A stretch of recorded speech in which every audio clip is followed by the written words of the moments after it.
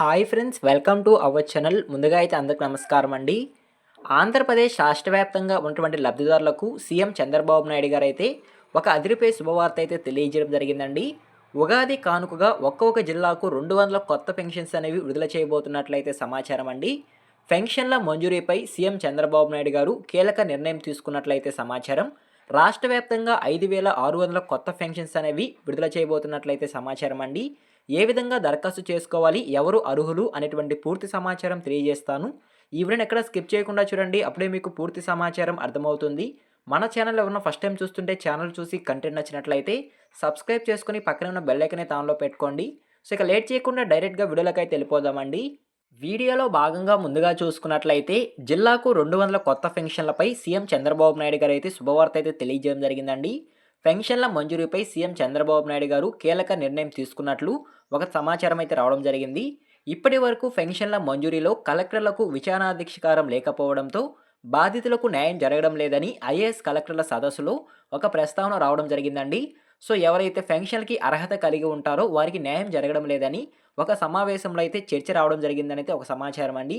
దీనిపై వెంటనే స్పందించిన సీఎం చంద్రబాబు నాయుడు గారు జిల్లాకు 200 కొత్త పెన్షన్లు మంజూరు చేసేందుకు అనుమతి ఇచ్చినట్లయితే సమాచారం అండి. ఏపీ రాష్ట్ర వ్యాప్తంగా ఒక్కొక్క జిల్లాకు 200 పింఛన్లు లెక్కన ఆంధ్రప్రదేశ్ రాష్ట్ర వ్యాప్తంగా 5,600 కొత్త పింఛన్లకు అనుమతి ఇచ్చినట్లయితే సమాచారం అండి. ఈ 200 పింఛన్లు అదేవిధంగా 5,600 పింఛన్లు ఎవరికి ఇవ్వబోతున్నారు అనేటువంటి సమాచారం కూడా తెలియజేస్తాను. ముందుగా చూసుకున్నట్లయితే ఆంధ్రప్రదేశ్ రాష్ట్ర వ్యాప్తంగా ఉన్నటువంటి దీర్ఘకాలిక వ్యాధిగ్రస్తులకు మరియు క్యాన్సర్ రోగులకు, దివ్యాంగులకు ఈ 200 పింఛన్స్ అనేవి ఇవ్వబోతున్నట్లయితే సమాచారం అండి.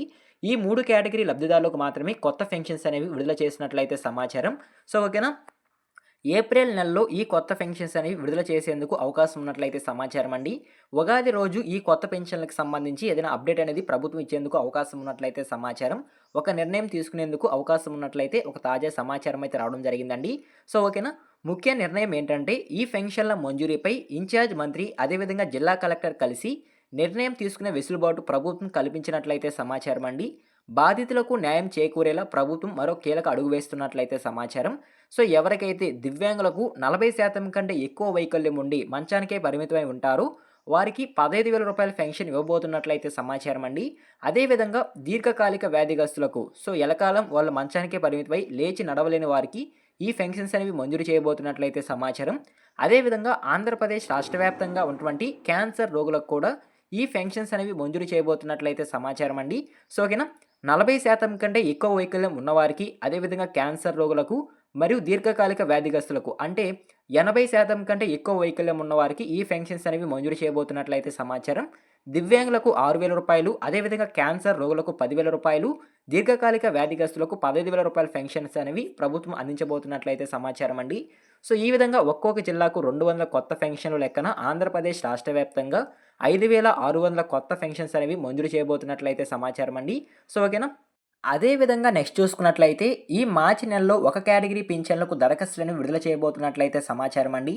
ఆ కేటగిరీ వారు ఎవరు అనే విషయానికి గనక వచ్చినట్లయితే ఆంధ్రప్రదేశ్ రాష్ట్రంలో ఎవరైతే భర్త ఎన్టీఆర్ భరోసా పెన్షన్ తీసుకుంటూ వివిధ కారణాల వల్ల మరణించి ఉంటారో వాళ్ళ ప్లేస్లో వాళ్ళ భార్య గనక ఉన్నట్లయితే వారికి వెంటనే స్పోజ్ పెన్షన్స్ అనేవి విడుదల చేయబోతున్నట్లయితే సమాచారం అండి.